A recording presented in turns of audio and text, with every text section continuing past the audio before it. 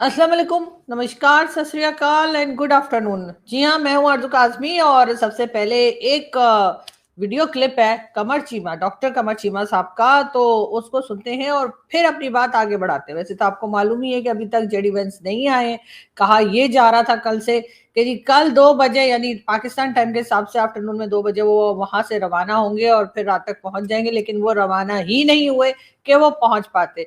लेकिन हाँ, उनका सामान ज़रूर आ गया, जो सिक्योरिटी की गाड़ियाँ और दूसरा सामान और कुछ मीडिया पर्सन्स जो हैं वो ज़रूर अमेरिका से यहाँ आ गए हैं, लेकिन जेडी वेंस और उनकी टीम इस वक्त बाकी की वो यहाँ पर नहीं पहुँच पाई है। बहरहाल चीमा साहब को सुनते हैं और फिर आगे बात करते हैं। जी हेलो दोस्तों, मैं हूं कमर चीमा। उम्मीद है आप लोग ठीक होंगे। दोस्तों, इस वक्त ईरानियंस ये कहते हैं कि पाकिस्तान जो है वो उनके लिए रिलीफ लेने में नाकाम रहा है। अच्छा, ये भी इंटरेस्टिंग चीज़ है कि वो कहते हैं जी पाकिस्तान जो है उसने जो रिलीफ लेना था कि हमारी शिप पकड़ी गई है, हमारा क्रू पकड़ा गया है, तो हम नहीं आए। अच्छा, मुझे वैसे फ्रैंकली स्पीकिंग इस चीज़ की समझ नहीं आती कि आप टेबल पे बैठेंगे तो आप अपने मसले हल करेंगे ना। आप प्री देखें, अमेरिकन ने जो किया वो उनको नहीं करना चाहिए था। इस बात को तो मैं स्टडी कर सही कहता हूँ। जो अमेरिकन ने किया, शिप पकड़ना नहीं पकड़नी चाहिए, ब्लॉकेड लगाया नहीं करना चाहिए था।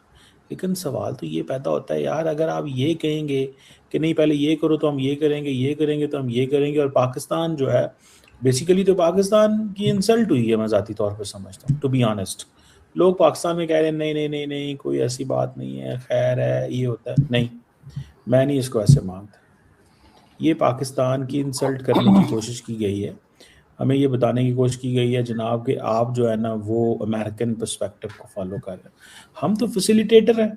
हम जी, तो ये थे कमर चीमा साहब जो ओपनली बता रहे थे कि जी पाकिस्तान की इंसल्ट हुई है, यानी कि हमारी इज्जत का फालूदा हुआ है, जो हम बड़े अरसे से आपको बताते चले आ रहे हैं कि जी कहीं ना कहीं जाकर पाकिस्तान फंसेगा, और जो कुछ कर रहे हैं और जिस तरीके से आप अमेरिकन का साथ दे रहे हैं उस पर ईरान जो है वो रिएक्ट करेगा, और अब वही हुआ है। ईरान ने आने से इनकार कर दिया है, और अच्छी बात यह है कि डॉक्टर कमर चीमा जैसे लोग जो कि बहुत ज्यादा कह लीजिए कि फेवर करते हैं ना सिर्फ गवर्नमेंट को बल्कि मिलिट्री स्टैब्लिशमेंट को भी, वो अक्सर मतलब फेवर में ही बात करते हैं, तो उनको भी ये कहना पड़ गया कि जी पाकिस्तान की इंसल्ट हुई है। वो जो हमने पूरी देग चाय की चढ़ा के रखी थी, अब हमें ये बताइए हमने उसका करना क्या है। और जो यहाँ पर 6 दिन से स्कूल कॉलेज यूनिवर्सिटीज बंद है, और आगे भी मंडे को ही पता लगेगा कि स्कूल कॉलेज दोबारा खुलने हैं या नहीं खुलने। उसके साथ शॉप्स बंद हैं, ऑफिसेज बंद हैं, सबको वर्क फ्रॉम होम कह दिया गया। तो पूरा पाकिस्तान एक तरह से, या खास तौर पे पूरा पाकिस्तान ना सही लेकिन कम से कम इस्लामाबाद रावलपिंडी ये दोनों सिटीज जो हैं इसको एकदम जो है वो एक तरह से लॉकडाउन की हालत में रखा गया है।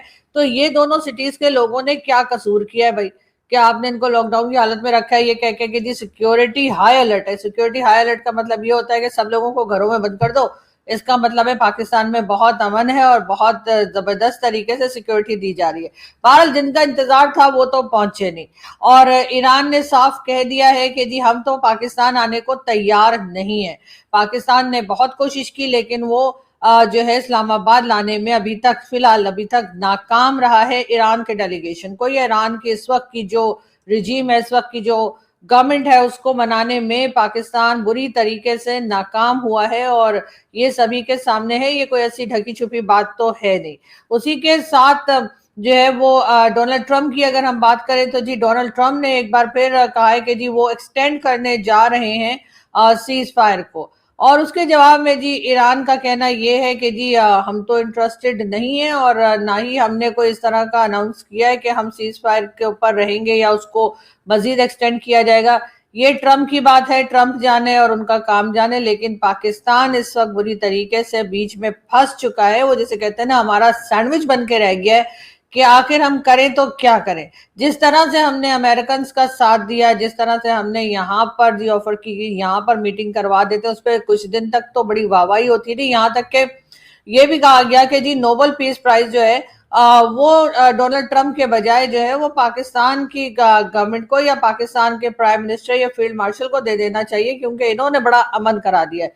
तो अब क्या ख्याल है? हमारे यहाँ हमेशा से एक परंपरा रही है, हमेशा से एक आदत रही है, हमेशा से पाकिस्तान का एक अंदाज रहा है, कोई भी काम पूरे होने से पहले हम पार्टी शुरू कर देते हैं, उसी के साथ साथ बताना शुरू कर देते हैं जी हम बड़े महान हैं और हमसे महान तो अभी तक कोई दुनिया में आया ही नहीं है। और अब इस वक्त ईरान साफ साफ कह रहा है कि जी आप इस वक्त जो काम कर रहे हैं वो आप अमेरिकन फेवर में कर रहे हैं, अमेरिकन को फेवर देने के लिए कर रहे हैं, और इसलिए हम पाकिस्तान आने को तैयार नहीं है। पाकिस्तान बार बार जो है वो ना सिर्फ ये कि ईरान के फॉरेन मिनिस्टर से बल्कि ईरान के सदर से और कई लोगों से पाकिस्तान की अथॉरिटीज बात कर रही हैं, लेकिन वो अभी तक पाकिस्तान आने के लिए तैयार नहीं है और ना ही वो पाकिस्तान पे ट्रस्ट कर रहे हैं। कुछ दिन पहले जो है वो कई न्यूज़पेपर्स में इस तरह की बात भी आई थी कि पाकिस्तान के फील्ड मार्शल को रेड फ्लैग कहा गया था और कहा गया था जिनके ऊपर कोई ट्रस्ट नहीं कर सकता। तो ट्रस्ट तो इस वक्त कोई किसी पर नहीं कर रहा, ईरान भी पाकिस्तान पे ट्रस्ट नहीं कर रहा और साथ ही साथ अमेरिका पे भी ट्रस्ट नहीं कर रहा। क्या पाकिस्तान ट्रस्ट कर सकता है ईरान और अमेरिका पे? यकीनन नहीं कर सकता। लेकिन बहरहाल हमारे यहाँ जो एक तरीका रहा है काम करने का, ये वही होता हुआ दिखाई दे रहा है कि कोई बात कभी कंप्लीट हुई नहीं है, कोई आया नहीं है, पूरा शहर बल्कि 2 सिटीज को लॉकडाउन की हालत में लाकर डाल दिया है और साथ ही तैयारियां शुरू हो गई, पूरा सजावट बनावट ये वो जो हमारे शोशे दिखाने के होते हैं वो सब काम शुरू कर दिए गए। और अब हालत ये कि कभी कहते हैं कि जी अभी तक अमेरिकन मीडिया तक 4 बार अनाउंस कर चुका है जेडी वेंस इतने बजे जा रहे हैं, जेडी वेंस उतने बजे जा रहे हैं, जेडी वेंस पाकिस्तान के लिए तैयार है, पाकिस्तान के लिए बिल्कुल बाहर निकल गए हैं और फ्लाइट उनकी उड़ने वाली है, ये होने वाला है वो होने वाला है। लेकिन अमेरिकन मीडिया भी बिल्कुल गलत साबित हुआ और जेडी वेंस आज भी इस वक्त भी वॉशिंगटन में ही बैठे हैं और अभी तक तो उनका आने का कोई इरादा नहीं लग रहा, क्योंकि जाहिर है दूसरी तरफ की पार्टी जो है वो आ ही नहीं रही है। साफ तौर पर ईरान ने इनकार कर दिया है पाकिस्तान आने से, जिससे कि पाकिस्तान की जिसे कहते हैं अच्छी खासी कह लीजिए इंसल्ट हो गई है, अच्छी खासी एम्बैरेसिंग सिचुएशन में पाकिस्तान इस वक्त आ गया है। जो बार बार ये कहा जा रहा था कि जी हम तो पीस टॉक का जो फेज 2 है या उसको करवाने जा रहे हैं, राउंड 2 होगा। अभी जैसे डॉक्टर कमर चीमा भी कह रहे थे कि जी जब तक ये लोग टेबल पे नहीं बैठेंगे तब तक कुछ होगा। पहली बात तो ये कि चीमा साहब ये पहले भी एक बार टेबल पर आ चुके हैं और बातचीत हो चुकी है और आपने देखा था कि क्या रिजल्ट निकला था। तो अब ये कहना कि जी ईरान जो है वो गलत कर रहा है, ईरान को आना चाहिए, तो बिल्कुल क्या डोनाल्ड ट्रंप को सब कुछ करना चाहिए जो वो कर रहे हैं। यकीनन उस पर भी चीमा साहब ने एक बड़ा मुझे बड़ा सरप्राइज हुआ कि उन्होंने जो है वो अमेरिका को गलत ठहराया, क्योंकि हमेशा तो फेवर ही करते रहे। तो बहरहाल अच्छी बात है अगर उन्होंने सही को सही कहा, क्योंकि जिस तरह से डोनाल्ड ट्रंप ने शिप रोका है और शिप को कब्जे में लिया है ईरान के, तो उस पर ईरान तो बिल्कुल रिएक्ट करेगा। और साथ ही डोनाल्ड ट्रंप का ये भी कहना है कि उसके अंदर से जो सामान निकला है या जो सामान है उसमें वो चाइना की तरफ से था और यकीनन उसमें हो सकता है कुछ वेपन्स हो, कुछ मिसाइल्स हो या कोई और ऐसी चीज हो जो कि इस जंग में, इस लड़ाई में ईरान के काम आ रही हो। तो अब डोनाल्ड ट्रंप का ये सब कुछ कहना जो है वो यकीनन ईरान को और भी ज्यादा अग्रेसिव बना देगा, ईरान को और भी ज्यादा एक परेशानी में डाल देगा। बार बार ये कहना कि जी ईरान तो बहुत ही कमजोर है, ईरान के पास कुछ नहीं है, तो भाई ईरान तो हमेशा से ही कमजोर था, लेकिन उस कमजोरी की हालत में भी ईरान ने आपको जिसे कहते हैं मट्टी चटा दी है। तो आप कम से कम अब तो कोई अकल की बात करें। जैसे हमेशा कहा जाता है कि जंग बंदी से पहले जुबान बंदी जरूरी है, जो कि डोनाल्ड ट्रंप की नहीं हो पा रही। डोनाल्ड ट्रंप हर तरह से यही बात करते चले जा रहे हैं कि जी ईरान जो है वो स्ट्रेट ऑफ हॉर्मुज पे कब्जा करना चाहता है और अगर उसने कर लिया तो वो पर डे $500 मिलियन कमाएगा, यानी जो शिप्स वहां से गुजरेंगी। और अगर ईरान ने उनसे पैसा लेना शुरू कर दिया तो वो तकरीबन 500 मिलियन पर डे की जो एक एस्टिमेट लगाया गया है डोनाल्ड ट्रंप की तरफ से। उनका कहना है कि हमने जो बंदिश लगा रखी है या हमने जो बंद कर रखा है, यानी अमेरिका ने जो ब्लॉकेज किया हुआ है या अमेरिका ने जो नाकाबंदी की हुई है उसको अमेरिकन खोलने को तैयार नहीं है। ईरान कहता है कि जब अमेरिकन हटाएंगे अपनी रुकावट तब ही हम बात करने के लिए आएंगे या तब ही हम बात करेंगे। बहरहाल अब ये एक तरह की कह लीजिए बंद गली में या डेडलॉक सा जो है वो इस मीटिंग और उसको लेकर, इस डायलॉग को लेकर आ चुका है और इसीलिए शायद अमेरिकन डेलीगेशन जो है वो भी रवाना नहीं हुआ। ईरान ने साफ इनकार कर दिया है कि वो जो डोनाल्ड ट्रम्प कह रहे हैं कि जी हमने सीज फायर को एक्सटेंड कर दिया है और तब तक एक्सटेंड करते रहेंगे जब तक के ये बातचीत नहीं हो जाती। ईरान का कहना है कि हम इस सीज फायर के एक्सटेंशन को नहीं मानते और अगर एक्सटेंड किया गया है इस कह लीजिए सीज फायर को तो उसको ईरान मानने से इनकार कर रहा है। इसका मतलब है कि कहीं ना कहीं जो अटैक्स हैं वो दोबारा शुरू किए जा सकते हैं। स्ट्रेट ऑफ हॉर्मुज के ऊपर हर कोई दावा कर रहा है, हर कोई उसके ऊपर कब्जा करने की कोशिश कर रहा है और बता रहा है कि जी हमारे साथ है और हम इस पे जो है अपनी मर्जी से लोगों को आने जाने देंगे, लेकिन अभी तक कुछ भी फैसला नहीं हो पाया है। अगर हम बात करें जेडी वेंस की, जेडी वेंस के लिए जी कहा जा रहा था पहले कि कल ही पहुंच जाएंगे, यानी कल जो गुजर गया उसमें कहा गया था कि जी वो रात तक पहुंच जाएंगे, लेकिन ऐसा नहीं हुआ। वो अभी भी वॉशिंगटन में ही है और अभी उनके आने का कोई इरादा नहीं लग रहा। वहां पर वो मीटिंग्स वगैरह जरूर अटेंड कर रहे हैं, लेकिन पाकिस्तान में जो ढोल ताशे बजाए जा रहे थे कि जी आ रहे हैं, यानी कि जेडी वेंस ने आना है, और यहाँ पर जो हमेशा की तरह कहा जाता है कि जी इस्लामाबाद को दुल्हन की तरह सजा दिया गया, तो जी अब इस वक्त जो है वो ना तो बाराती हैं और ना ही दूल्हा है, और दोनों तरफ के बाराती नहीं है, ना ईरान है और ना अमेरिका है, और दूल्हा यानी कि समझे कि नेतन्याहू या नेतन्याहू की टीम में से कोई, तो उनको तो वैसे ही कभी नहीं बुलाया जाता, तो इस वक्त भी उनको नहीं बुलाया गया है। और बगैर एक थर्ड मेन पार्टी जो कि जिसके साथ असल में लड़ाई झगड़ा चल रहा है उसके बगैर ये लोग जो फैसले करने जा रहे हैं, ये लोग जो बातचीत कर रहे हैं, उसका रिजल्ट जो है वो वही निकलेगा जो पहली बातचीत का या पहले डायलॉग का निकला, यानी कि कुछ भी नहीं। लेकिन हैरत की बात यह है कि अभी तक ना तो अमेरिका ने पाकिस्तान से कहा है कि जी आप इजराइल से किसी को बुलाइए, और ईरान ने भी नहीं कहा है। तो जाहिर है अगर अमेरिका और ईरान इसी तरीके से बात करते रहे, इसी तरीके से झगड़ा आगे बढ़ता रहा, तो उसका रिजल्ट तो कुछ भी निकलने वाला नहीं है। इससे यही होगा कि वह खामा खाई में वो जिसे कहते हैं ना, खाया पिया कुछ नहीं, गिलास तोड़ा 12 ने। तो जी खाया पिया कुछ नहीं, यानी आके बैठेंगे ना, कोई बातचीत के बाद कोई रिजल्ट निकलेगा नहीं, और खर्चा हमारा करा देंगे कि खामा खाई हमने पूरा का पूरा शहर जो है, दो सिटीज को हमने एक तरह से पैरालाइज करके रखा हुआ है, 2 सिटीज को हमने बंद करके रखा हुआ है। हम वहां पे ना लोगों को आने दे रहे हैं ना जाने दे रहे हैं, और उसके बाद सारे ऑफिस और सब कुछ हमने बंद कर रखा है। तो इसका नुकसान तो बहरहाल पाकिस्तान की आम पब्लिक को हो रहा है। जो आम पब्लिक बेचारी जिसका ना कोई लेना ना देना, वो बैठकर घर में जो है वो यहाँ तक के जो शॉप्स हैं, यानी जो मार्केट्स वगैरह हैं जहाँ पे ग्रोसरी मिलती है, वहां पर भी सप्लाई नहीं पहुंची है, और सप्लाई ना पहुंचने की वजह से लोगों को सामान नहीं मिल रहा। घर में जो खाने पीने की चीजें हैं लोगों के, वो खत्म होती जा रही हैं, और लोग मजीद कुछ खरीदने के लिए अगर मार्केट में जाते हैं तो शॉपकीपर कहता है कि जी सप्लाई नहीं आई है। तो इसी तरीके से चाहे वो मिल्क हो, चाहे वो अंडे हो, चाहे वो दूसरे सामान की चीजें जो सुबह ब्रेकफास्ट के लिए चाहिए होती हैं या दिन भर लंच और डिनर के लिए चाहिए होती है, जब लोग वो लेने के लिए जाते हैं मार्केट में तो उनको वो सामान नहीं मिल रहा। उसकी रीजन यही बताई जा रही है कि क्योंकि रोड्स हर तरफ से बंद है, हर तरफ से एक तरह से कंटेनर सिटी बना दिया गया है इस्लामाबाद को और रावलपिंडी को। तो इस वजह से जो है अब कोई सामान भी जो है जो सप्लाई आया करती है मार्केट्स में, वो नहीं पहुंच पा रही। जब वो नहीं पहुंच पा रही तो जाहिर है कि फिर जो लोग हैं यहाँ पर, जो कस्टमर्स हैं या जो पब्लिक यहाँ पर रहती है इस्लामाबाद में, उसके पास भी घर में वो सामान जो है उनका नहीं है।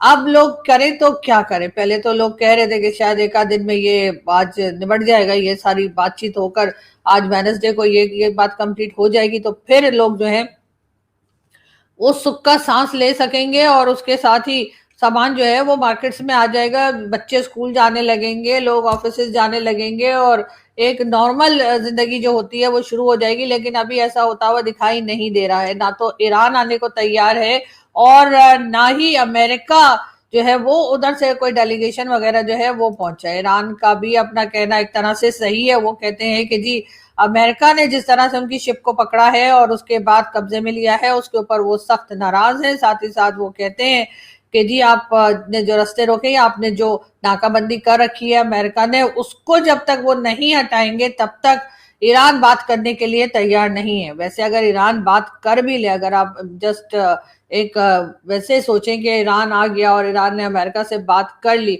उस सूरत में भी क्या होगा, क्या रिजल्ट निकलेगा? क्या एक दूसरे की कंडीशंस को मान लिया जाएगा?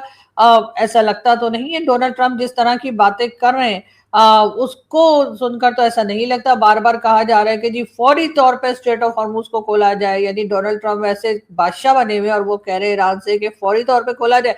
ईरान कहता है हम नहीं करेंगे, और उसके बाद डोनाल्ड ट्रम्प कहते हैं हमें कोई फर्क नहीं पड़ता अगर वो नहीं भी ओपन करता तो। मतलब एक तरफ कुछ कहते हैं, दूसरी तरफ कुछ कहते हैं। मुझे नहीं पता कि ये इनको कौन एडवाइस कर रहा है, डोनाल्ड ट्रम्प को कौन बता रहा है कि वो क्या बोले और क्या ना बोले, और उसके बाद किस तरह की ट्वीट्स लगा रहे हैं वो भी सभी के सामने। लगता है कोई इनको रोकने टोकने वाला या एडवाइस करने वाला शायद नहीं है। जेडी वेंस का बहरहाल इंतजार हो रहा था पाकिस्तान में, और ख्याल यही था कि अगर जेडी वेंस आ जाएंगे तो उसका मतलब ये होगा कि इसका कि ईरान की तरफ से भी डेलीगेशन आ जाएगा। लेकिन जेडी वेंस के ना आने से ये बात मुकम्मल तौर पे क्लियर हो गई है कि बिल्कुल भी जो है वो ईरान आने को तैयार नहीं है। पाकिस्तान की जो है वो एक बड़ी नाकामी इसको समझा जा रहा है। पाकिस्तान के अंदर यही कहा जा रहा है कि पाकिस्तान के लिए बहुत एम्बैरेसिंग सिचुएशन है कि उन्होंने सारी तैयारी की है और सब जगह अनाउंस कर दिया कि जी ईरान और अमेरिका एक बार फिर बातचीत के लिए पाकिस्तान में होंगे, डेट्स भी आ गई, सब कुछ हो गया, और उसके बाद ईरान ने मना कर दिया और अब अमेरिकन डेलीगेशन भी नहीं आया है।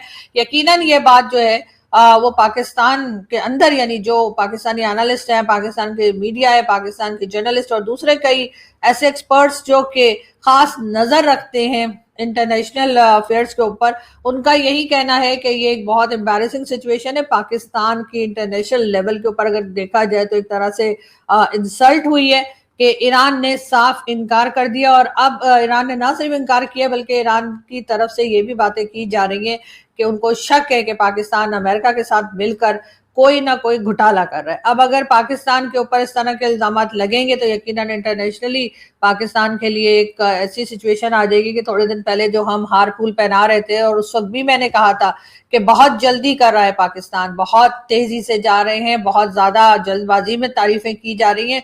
थोड़ा सा रुक जाइए, थोड़ा सा सब्र कीजिए और देखिए कि आगे सिचुएशन क्या बनती है। उसके बाद अगर आपका काम कुछ बेहतर हो जाए और आप जंग रोकने में या लोगों से लड़ाई खत्म करवाने में अगर अपना रोल आप प्ले कर पाए तो फिर जरूर आप अपनी तारीफें करें या करवाएं, लेकिन वक्त से पहले तारीफें किया और उसका रिजल्ट जो है वो आप लोगों के सामने है। पाकिस्तान को साफ इनकार ईरान की तरफ से हो गया है। अमेरिका जो है अब यकीनन वो इस वक्त डोनाल्ड ट्रम्प जो है वो पाकिस्तान की गवर्नमेंट और पाकिस्तान के फील्ड मार्शल साहब से बात कर रहे होंगे और कह रहे होंगे कि हाँ बताओ बेटा अब तुमने क्या सोचा है, आगे इसको कैसे लेकर चलना है। क्योंकि पाकिस्तान ने जितने दावे किए थे वो धरे के धरे रह गए। अब सबको इस बात का इंतजार है कि शायद एक आध दिन में ईरान को मना लिया जाए, शायद ईरान जो है वो आ जाए और ईरान किसी तरीके से मान जाए तो पाकिस्तान जो है वो कम से कम एक तरह की फेस सेविंग से तो फेस सेविंग तो मिल ही जाएगी, ताकि हम उसमें से निकल सकें कि इस वक्त जो ईरान ने हमें एक पूरी दुनिया के आगे एक एम्बैरेसिंग सिचुएशन में डाल दिया है कि जी मीटिंग जो हमने रखी थी और हम बार बार बता रहे थे कि वाह जी वाह ये सब कुछ तो हम करवा रहे हैं, उसमें से पाकिस्तान अब इस मुश्किल से कैसे निकलेगा। यकीनन इस वक्त सबकी नजरें जो है पाकिस्तान के ऊपर हैं और सब यही इंतजार कर रहे हैं कि आगे क्या होने वाला है। जैसे जैसे अपडेट्स आएंगी हम आपके सामने लाते रहेंगे। अपना बहुत सारा ख्याल रखिएगा। Thank you.